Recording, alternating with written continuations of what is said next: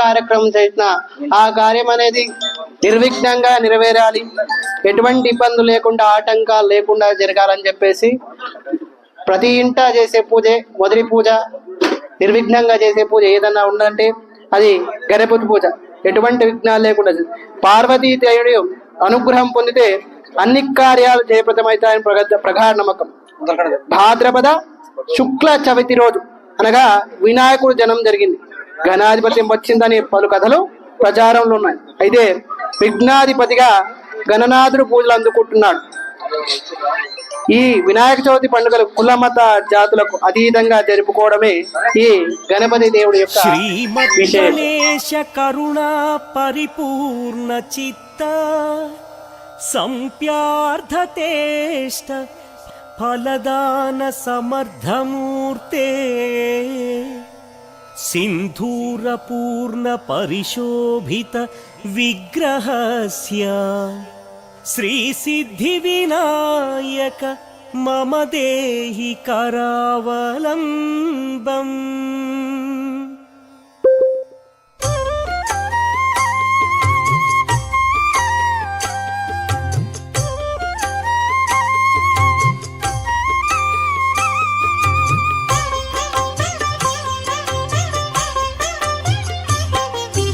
ఓంకార రూప హే వక్రతుండ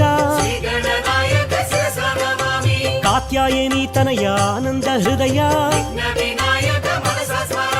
సంప్యార్థతేష్ట ఫలదానమూర్తే తాపత్రయాహరణ ప్రథిత ప్రభావ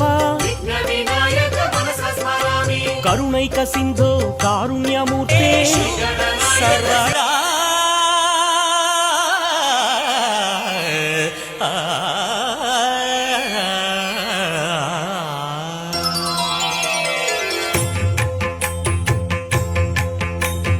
జయ జయ శుభకర వినాయక శ్రీకాణి పాకవర సిద్ధి వినాయక.